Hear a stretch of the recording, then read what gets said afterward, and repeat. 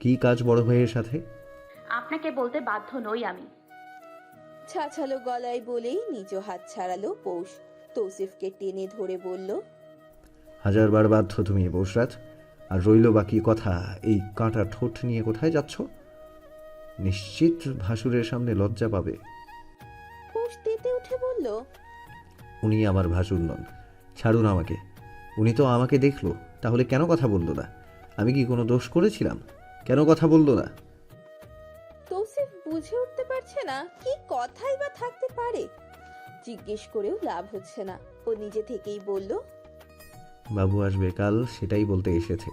কোনো ঝামেলা করো না পুষরাত, ছেলেটা অনেকদিন পর বাসায় আসছে। বাবু কাল আসবে কথাটা শোনা মাত্রই থম মেরে গেল পৌষ। তৌসিফ ওকে শান্ত হতে দেখে ওর মাথায় হাত রাখলো।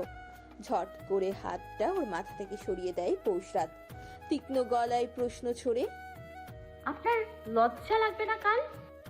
তৌসিফ ভাবলো হয়তো বিয়ের কথা বলছে, তাই সোজা ভাবেই বলল, বাবু সব চাইতে বেশি চাইতো যাতে আমি বিয়ে করি, নতুনভাবে সব শুরু করি।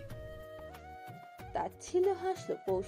তৌসিফের থেকে মুখ সরিয়ে নিয়ে বলল, বাবু খুব বেশি খুশি হবে। হওয়ার কথা। হ্যাঁ অবশ্যই হবে, 100 বার হবে। তৌসিফ বুঝলো না ওর কথা। ওকে বসতে বলে বাইরে গেল কথা বলতে। তবে মাথায় গেঁথে রইল পৌষের বলা প্রত্যেকটা কথা। হকবাড়ির পরিবেশ পরিবর্তন ঘটলো না আজ। আজ চৈত্রের সাথে বড় সড়ো একটা কাণ্ড ঘটে গেল। বাড়ির শান্ত ছেলেটা আজ বাবার সাথে বেয়াদবি করেছে। বিষয়টা ক্ষুদ্র হলেও আগে থেকেই বাবার উপর ক্ষেপে থাকা চৈত্র আজ ফুঁসে উঠেছে। কেন পৌষ আপাকে এমন বাড়িতে বিয়ে দেওয়া হলো? এই প্রশ্নের উত্তর দিতেই ওর বাবা ছেলেকে ধমক দিল। তখনই চৈত্র ঝাঁঝালো গলায় বলল, হ্যাঁ হ্যাঁ, কেন দিবে না বিয়ে? সম্পত্তি কম পড়ে যাবে না তোমাদের? না হলে কেন বড়লোক বাজে পুরুষের সাথে বিয়ে দিতে হলো? কথাগুলো বলা মাত্রই সজোরে এক টানা চড় পড়লো ওর গালে। হেমন্ত বাসায় না থাকায় ঘটনাটা ঘটেছে। বাবার হাতে চড় খেয়েই চৈত্র থেমে যায়নি।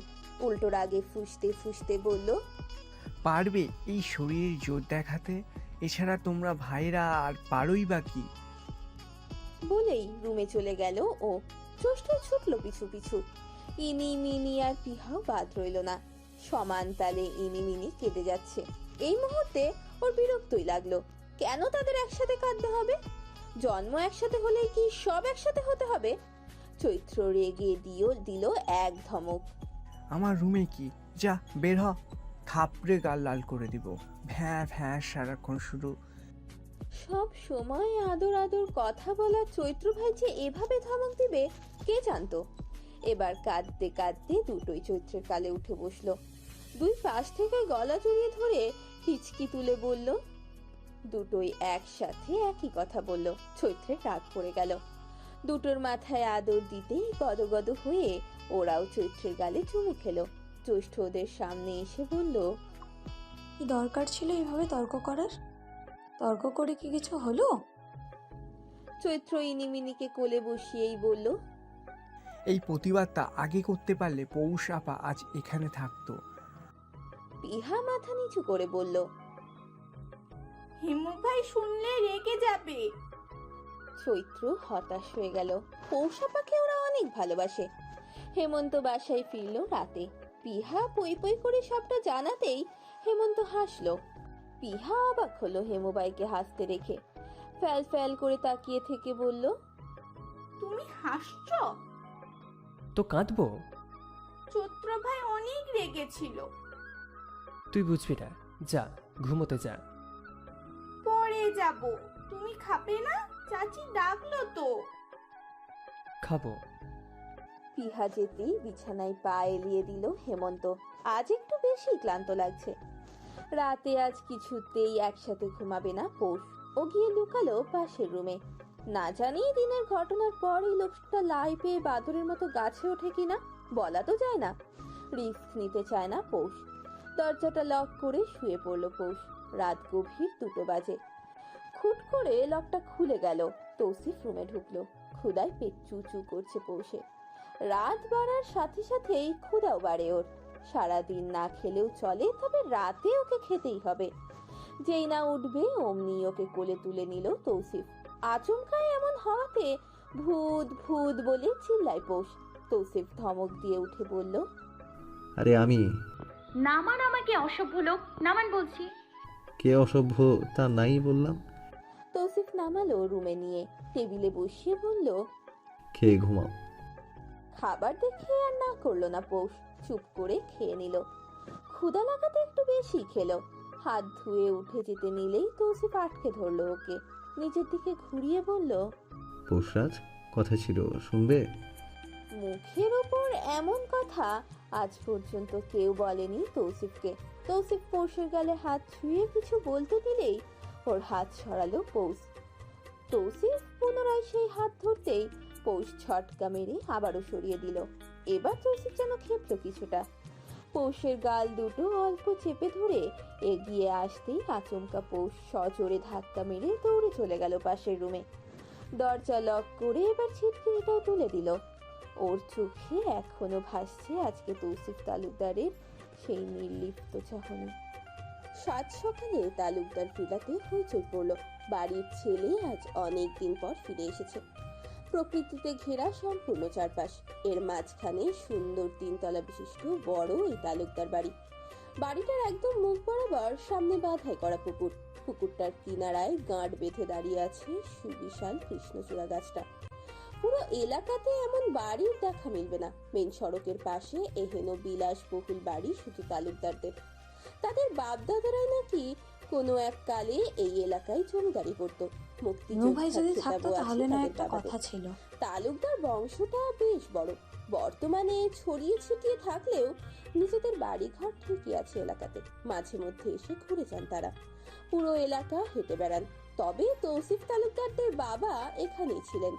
যদিও তাদের বিদেশ সহ ঢাকার সুনামধন্য এলাকাতেও বাড়ি আছে, তবে ওই যে বাবা চাচাদের কবর এখানে, মায়ের কবর এখানে, চাইলেও ছেড়ে দূরে যেতে পারেননি ওরা। এলাকায় এই সাইড সহ আশেপাশের জায়গা জমি কিনে ক্ষমতা এখন তাদের শিখরে।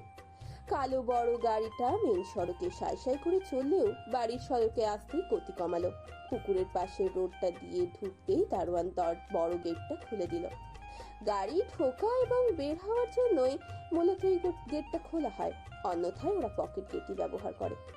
এছাড়াও দেখা যায় রোজার ঈদে শাড়ি লুঙ্গি বিলানোর সময় অথবা কুরবানির ঈদে গোস্ত বিলানোর সময় বড় গেটটা খোলা হয়।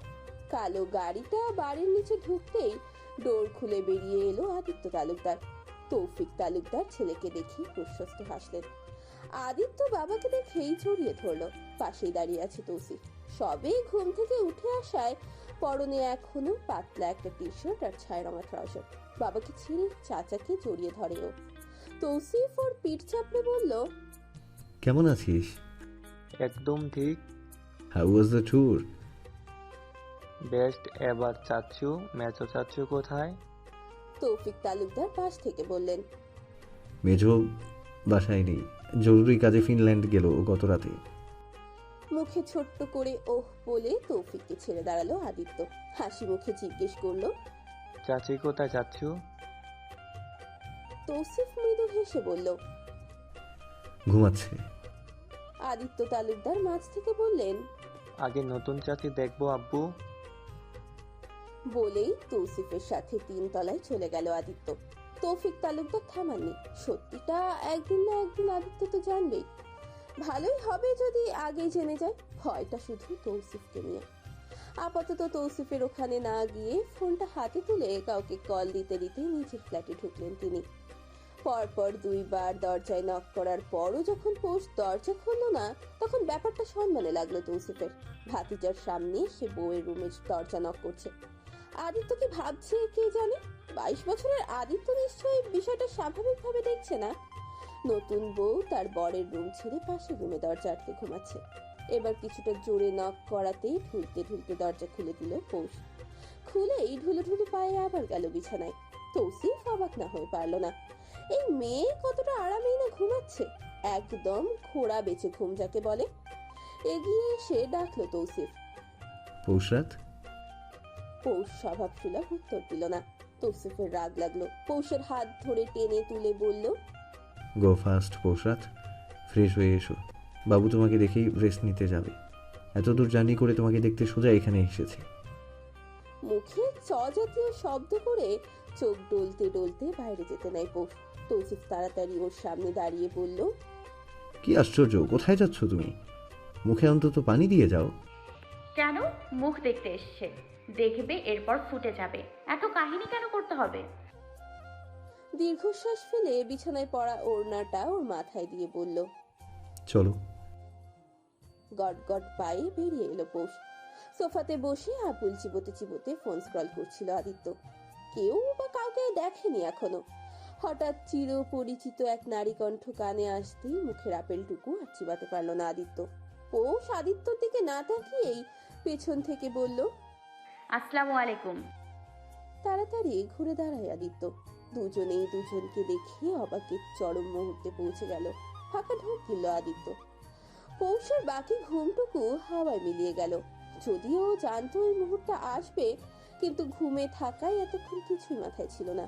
নিজেকে যথেষ্ট শক্ত করতে চাইলো পৌষ। নিজের ভালোবাসার মানুষটাকে এতদিন পর চোখের সামনে পেয়ে মুখ দিয়ে অথচ কোনো কথা বের হচ্ছে না কারণ। দুজনেই থম মেরে গেল একদম।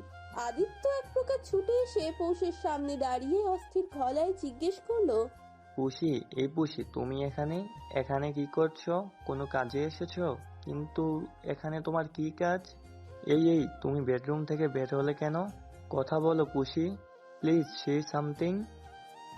পৌষের চোয়াল কাঁপে। অ্যাডামস আপেলটা নড়বড়ে হয়।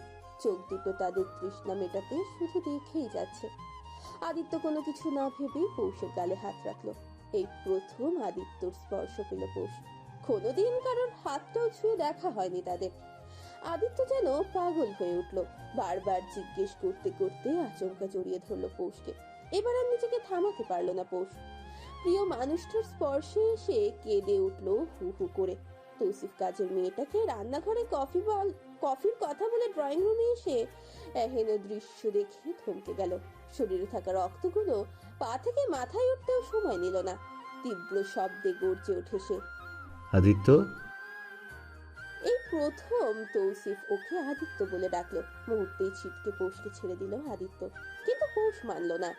ও গিয়ে পুনরায় আদিত্যর হাত ধরে কাঁদতে কাঁদতে বলতে লাগলো, আমাকে ক্ষমা করে দাও আদি, মাফ করে দাও। I was helpless. আমি সরি আদি। তৌসিফ এসে এবার হ্যাচকা টানে নিজের বুকে নিয়ে নিল পৌষকে। আদিত্যর দিকে তাকিয়ে কঠোর গলায় বলল, বাসায় যা। ছুটে চলে গেল আদিত্য। তবে পৌষ, ও তো এখনো ছটফট করছে। নিজেকে শক্ত রাখা তেজি মেয়েটা আদিত্যর কাছে যেতে চাইলো, বলতে চাইলো তাকে সবটা। সে মাফ চাইতে চাইলো আদিত্যর থেকে। অথচ তৌসিফ ভাবলো ভিন্ন। ওর বউ কিনা ওরই ভাতিজার সাথে। মাথাটা খারাপ হতে সময় লাগলো না ওর। হাত পা ছুঁড়ে আদিত্যর কাছে যেতে চাইলো পৌষ। তৌসিফ ওর হাত টেনে রুমে নিয়ে গিয়ে দরজাটা ধম করে বন্ধ করে দিল। বিকট দুটো ধমকে ভয়ে ছিটকে গেল পৌষ। তৌসিফ পৌষের গালটায় আঙুল দাবিয়ে চেপে ধরে দাঁত খামটি মেরে বলে উঠলো, তোর আশিক আদিত্য ছিল? ব্যথায় কুকড়ে ওঠে পৌষ। কোনো মতে বলে, ব্যথা পাচ্ছি, ব্যথা পাচ্ছি। এই চুপ, বল তোর ওই লাফাঙ্গা প্রেমিক আদিত্য, বল। বিকট ধমক দিয়ে জিজ্ঞেস করে গালের চাপটা দীর্ঘ করে তৌসিফ। ওর মাথায় খুন চেপেছে এই মুহূর্তে। পৌষ কান্না করতে করতে মাথা নেড়ে সায় জানাতেই তৌসিফ হঠাৎ ওর গলায় চেপে ধরে বলে, মুখে বল। গলায় চেপে ধরায় কিছুই বলতে পারলো না পৌষ। তৌসিফ চাপটা আরেকটু জোরে দিয়ে দেয়ালে ঘেঁষিয়ে বলল, বল। গলায় চাপ দেওয়া হাতটা ছেড়ে দিল তৌসিফ। দুই হাতে গলা ধরে ফ্লোরে বসে কাশতে লাগলো পৌষ। দানবীয় লাগছে তার তৌসিফকে। এই লোকটা এতটা ক্ষেপে গেল কেন? সে কি সত্যি জানতো না যে আদিত্য পৌষকে ভালোবাসে? রাগে হিতাহিত জ্ঞান মুহূর্তেই হারিয়ে ফেলে আদিত্য। আজও ভিন্ন হলো না। তাকে ধোঁকা দেওয়ার সাহস কে করলো?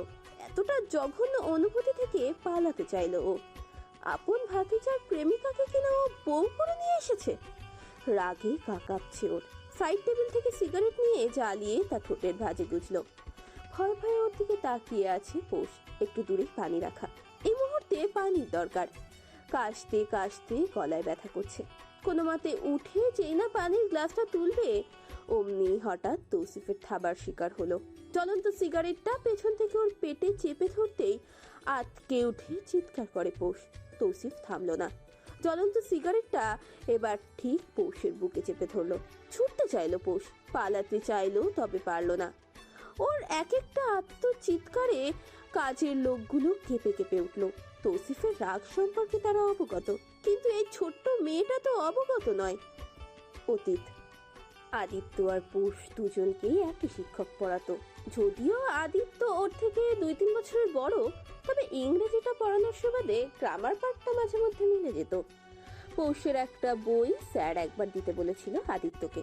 ফোন করে হেমন্তকে বলে যাতে পৌষকে বলে গ্রামার বইটা আদিত্যদের বাসায় পৌঁছে দিতে। আদিত্যের পরীক্ষা। হেমন্ত তখন কাজে যাচ্ছিল বিদায় নিজে দিতে যেতে পারেনি। চৈত্র বা জ্যৈষ্ঠ বাসায় নেই। অবশেষে পৌষকেই পাশের বাড়ির চাচাতো বোনকে নিয়ে যেতে হয় তালুকদার বাড়িতে। এই প্রথম এই বাড়িটা এই এলাকার সবাই চেনে। এই পথ ধরেই কলেজ যেত পৌষ। সেই দিনই প্রথম এই বাড়িতে পা রাখেও। দারোয়ান জানায় 2 তলায় থাকেন আদিত্যরা। পৌষ ভদ্রভাবে বইটা আদিত্যকে দিতেই আদিত্যর মা জোর করে টেনে ওকে ভাষার ভেতরে বসায়। অস্বস্তিতে হাঁসফাঁস করা পৌষকে দেখেই আদিত্য হেসে বলে, এসে পুষি, অ্যারেন্ট ইউর ফিল কমফোর্ট? না আসলে ভাইয়া, আমার নাম পৌষরাত। কিন্তু তোমার এই ছোটখাটো মুখটা দেখতে একদম বিড়াল বিড়াল লাগে। আদরের বাচ্চা একটা, তাই তোমাকে পুষি ডাকলাম। পৌষের বুকটা এমনিতেই ধুকপুক করছিল। আদিত্যর এত কথা বলাতে তা বেড়েছিল কয়েক গুণ। এরপর কতদিন গেল কিভাবে যেন ফেসবুকেও একদিন কথা বলা শুরু হলো। বাহানাটা ছিল আজব। কোনো এক অ্যাপে পৌষকে দিয়ে ইনস্টল করে কোড চাইছিল আদিত্য। এসব কিছু করেও ইনকাম করে। পৌষ ওই দিন অনেক চেষ্টা করেও কোড দিতে পারেনি। কেন যেন হলোই না কিছু। হেমন্ত তখন নতুন ওকে ফোন কিনে দিয়েছিল। এত শত বুঝতো না। ধীরে ধীরে কথা বাড়লো। কলেজের বাইরে আদিত্য দাঁড়িয়ে থাকতো মাঝে মধ্যে। কেউ যাতে না চেনে তাই মুখে মাস্ক পরে সানগ্লাস চোখে দিয়ে রাখতো। সাহস জুগিয়ে একদিন আদিত্য কথা বলতে এগিয়ে এসেছিল পৌষের কাছে। সেদিন ছিল পৌষের কলেজের শেষ দিন। সামনেই তার ফাইনাল পরীক্ষা। বিদায় অনুষ্ঠানে শাড়ি পরে আসাতে ওকে দেখে লোভ সামাল দিতে পারেনি আদিত্য। তাই তো ছুটে এসে কথা বলতে চায়। ভাগ্যের নির্মল পরিহাসে বড় চাচা সেই দিনই নিতে যায় পৌষকে। এসে দেখে নাক মুখ ঢেকে রাখা এক ছেলে একটা গোলাপ দিচ্ছে পৌষকে। ব্যাস, কাণ্ড সেই দিনই ঘটে গেল। বাসায় এসেই তুল কালাম লেগে যায়। পৌষকে কিছুতেই পড়াবেন না তিনি। তবে পৌষের চড়া গলা আর হেমন্তের জন্য পরীক্ষাটা দিয়েছিল। ভার্সিটিতেও ভর্তি হয়েছিল এই বছর এক প্রকার যুদ্ধ করে। ভাগ্যক্রমে এক ইউনিভার্সিটির ভিন্ন ডিপার্টমেন্টে আদিত্য আর পৌষ। তার 19তম জন্মদিনের রাতে আদিত্য হঠাৎই কল করে ওকে। সে জানায় ম্যারিন ট্যুরে যাচ্ছে সে। হয়তো মাস 3-4 লাগবে। এসেই বাসায় জানাবে পৌষের কথা। যদিও ওর বাবা জানে, তবে এখনো কিছু বলেননি তিনি। পৌষের মনে মনে পছন্দ ছিলই বটে। তাই তো সে সেদিন ওয়াদা করে শক্ত মনের মেয়েটা। সে অপেক্ষা করবে। বর্তমান আদিত্যদের ফ্ল্যাট থেকে চিল্লাচিল্লির শব্দ আসছে। তৌসিফ ওদিকে যেতে গিয়েও আর গেল না। মাথা ঠান্ডা করা প্রয়োজন ওর। নিজেকে সামলে ওয়াশরুমে ঢুকে শাওয়ার অন করে। সময় নিয়ে ভাবে কিছু জিনিস। মাথা ঠান্ডা করে বের হতেই দেখে তখনও পৌষ ভয়ে লুকিয়ে বসে আছে। মায়া হয়েও হলো না তৌসিফের। কিভাবে আদিত্যর বুকে গেল? চোখ বুজে নিজেকে শান্ত করে পৌষের কাছে গিয়ে ওকে টেনে তোলে। শান্ত অথচ গম্ভীর কণ্ঠে বলে, ফ্রেশ হয়ে এসো। এই প্রথম তৌসিফের এক কথায় পৌষ ওয়াশরুমে গেল। তৌসিফ বাঁকা হাসলো। ডোজ কাজে দিয়েছে। যদিও রাগটা ছিল ওর বড় ভাই আর পৌষের চাচার উপরেই বেশি, তবে তা উঠিয়েছে পৌষের ওপর। প্লেটে করে খাবার নিয়ে এসে দেখলো পৌষ হাত পা গুটিয়ে বিছানায় বসে আছে। তৌসিফ ওর সামনে খাবার রেখে বলল, খেয়ে নাও। মাথা নিচু করেই মুখে খাবার দেয় পৌষ, কিন্তু গিলতে পারে না। গলা ব্যথায় ওর চোখ দিয়ে পানি বেরিয়ে এলো। কোনো মতে বলল, গিলতে পারছি না। খেতে বলেছি, খাবে। বলেই চলে যায় তৌসিফ। মুখে খাবার নিয়ে কেঁদেই ফেলে পৌষ। তৌসিফ হাতে করে একটা স্যুপের বাটি নিয়ে ফেরত আসে। পৌষের সামনে দিয়ে বলে, ধীরে ধীরে খাও। কোনো মতে অর্ধেকটা খাবার খায় পৌষ। তৌসিফ হঠাৎ ওর পেটে হাত রাখে। চমকায় পৌষ, তবে লাভ হয় না। কিছু বলার আগেই মুখ দিয়ে বেরিয়ে আসে উফ শব্দ। পেটে বরফ ধরেছে তৌসিফ। দাঁত চেপে বিছানার চাদরটা খামচে ধরে ও। তৌসিফ তাকালো ওর মুখ পানে, চোখ মুখ খিচে আছে মেয়েটা। আস্তে ধীরে যখনই ওর বুকের দিকে উঠতে চাইলো, তখনই অসহায় চোখে তাকিয়ে নিচু স্বরে পৌষ বলে,